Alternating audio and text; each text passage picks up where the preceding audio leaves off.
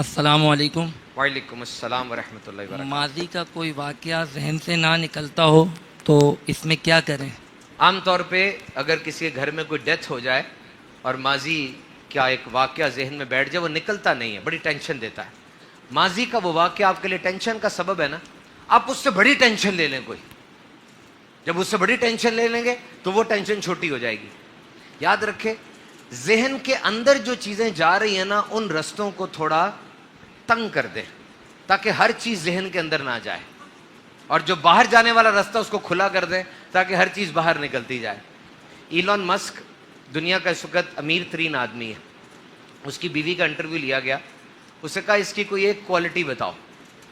وہ کہتی ہے کہ یہ ہر چیز کو نو کہہ دیتا ہے، ہر چیز کو نو کہہ دیتا ہے، ہر بندے کو نو کہہ دیتا ہے، ہر انسان کو، ہر مشغلے کو، ہر چیز کو نو کہہ دیتا ہے، یس کہتا ہی نہیں ہے۔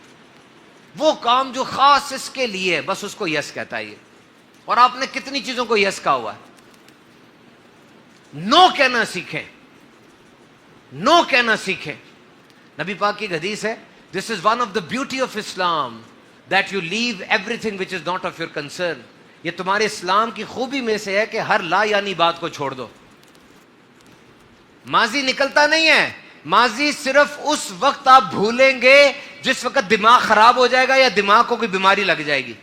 لیکن وہ جو ماضی کی بات نہیں بھول رہی نا، اس کے اوپر کوئی نیا پینٹ کر دو۔ جیسے یہ پینٹ خراب ہو جائے گا، اس کے اوپر میں پینٹ کروں گا تو نیا پینٹ چمکے گا۔ اب کوئی نئے بندے لے آئے زندگی میں، نئے کام شروع کر دے زندگی میں، نئے واقعات، نئی کتابیں، تاکہ وہ مدھم ہو جائے، ختم ہوتا جائے۔ ماں باپ کی جو فوتگی ہے نا، وہ انسان کی زندگی میں بہت بڑا واقعہ ہوتی ہے، کیونکہ بچپن سے ماں کو دیکھ رہے ہیں، اچانک وہ چلی جاتی ہے، اب وہ نظر نہیں آ رہی، اس کی باتیں ختم ہو گئی، تو مینٹلی ٹراما ہوتا ہے۔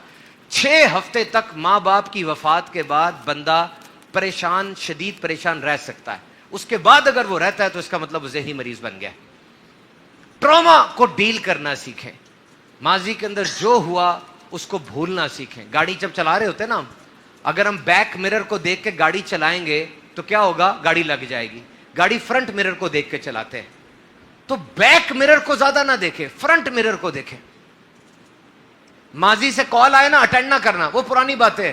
ماضی میں رہنے کا مزہ بھی بڑا آتا ہے، مستقبل میں رہنے کا مزہ نہیں آتا، ڈر لگتا ہے۔ یہ آخری جملہ سن لو، آخری جملہ، جو اس بات پہ عمل کرنا شروع کر دے گا نا، کامیاب ترین آدمی بن جائے گا۔ ایک جملہ ہے صرف، سوچو اور سنو۔